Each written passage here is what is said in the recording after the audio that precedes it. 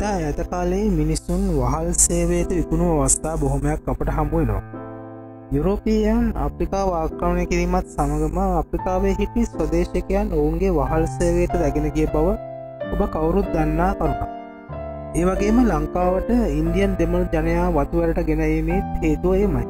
කෙසේ නමුත් ලෝකයේ කෙමෙන් දියුණු වීමත් සමගම කාර්මික විප්ලවයේ අතුරුඵලයක් ලෙස වැඩවසම් රටාව බැහැර වී ගියා. ඒත් එක්කම වහල් සේවයේ මිනිස් ජාවාරම ලෝකෙන් බැහැර වී ගියා. නමුත් අද සමාජයේ යම් තැන්වලින් දුර්වලයින් වහල් සේවයට යෙදවීමේ මිනිස් ජාවාරම මතුවෙමින් පවතිනවා. මෑතකදී හෙළිවුණ කලක සිට කරගෙන ගිය තායිලන්තයේ මිනිස් ජාවාරමත් එවන්නක්. මේ මිනිස් ජාවාරමේ ප්‍රධාන තැනක් ගන්නේ ලිංගික වහල් සේවය. මේ බලහත්කාර ගණිකා ව්‍යාපාරය තායිලන්තයේ කේන්ද්‍රස්ථානය කරගෙන ලෝකයේ සෑම තැනකම පැතිරෙමින් පවතින බවට තොරතුරු ලැබීම ලෝකය පුදුම කරවන්නක් වුණා. තායිලන්තයේදී බලහත්කාරයෙන් ලිංගික සේවය යොදවන්නේ තායිලන්ත තරුණ තරුණියන් හා ළමුන් පමණක් නොවේ. ලාओසිය, කාම්බෝජය, වියට්නාමය හා බුරුමය යන රටවල්වල තරුණ තරුණියන්ද මෙසේ තායිලන්තයේ ගණිකා සේවය යොදවනවා.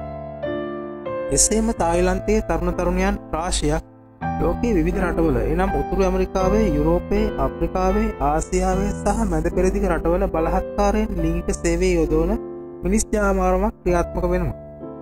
මෙසේ ලිංගිකත්වය විකිණීමේ ජාවාරමට බලපාන ප්‍රධාන හේතු ලෙස ආර්ථික සාධක හා පවුල් සාධක බලපානවා. වාණිජ වශයෙන් කරන ගණිකා ව්‍යාපාරය මගින් තායිලන්තයේ වසරකට දැවැන්ත විදේශ විනිමයක් පෙරනු ලබනවා. තායිලන්තයේ ගොවි හා කම්කරු රැකියාවලින් ලැබෙන ආදායම පවුලේ නඩත්තුවට ප්‍රමාණවත් නොවන නිසා පවුලේ වැඩිමහල් ගැහැණු දරුවන් ලිංගික සේවයේ යොදවනවා. මීට අමතරව නගරයට සංක්‍රමණය වන බොහෝ තරුණ ගැහැණු ළමයින් නොදැනුවත්කම සහ පරිසරයට නුහුරු වීම නිසා බලහත්කාරයෙන් හෝ නොදැනුවත්කමින් ලිංගික වහලියන් බවට පත්වීම තායිලන්තයේ සුලභ දෙයක් වෙලා. බලය ඇති පුද්ගලයන් විසින් කරන බියවැද්දී, බලහත්කාරකම්, අපහරණයන්, අයවීමට ඇති ණයක් මත කරන ලද ලිංගික බලපෑම්, පවුලේ සමාජිකයන්ට රැකියා ලබා දීම උදෙසා ලිංගික සේවයට බලකිරීම සහ විවාහයන් මගින්ද ලිංගික සේවයට බලකිරීම ආදී හේතු මත තායිලන්තයේ ලිංගික ජාවාරම සිදු වෙනවා.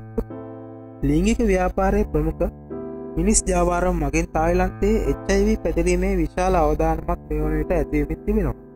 ඒ වගේම විශාල කාන්තාවන් හා ළමු ප්‍රමාණයක් මේ තත්ත්වයට බිලි වී තිබෙනවා. මිනිස් ජාවාරම වැළැක්වීමට තදබල නීති තිබුණත් තායිලන්තයේ මිනිස් ජාවාරම දවසින් දවස ඉහළ යන නිසා අඩුවීමක් නම් දක්නට ලැබෙන්නේ නැහැ. ඉතින් මේ වගේ වැදගත් දේවල් හැමදාම දැනගන්න අපේ හතරවට channel එක subscribe කරලා තියාගන්නත් අමතක කරන්න එපා.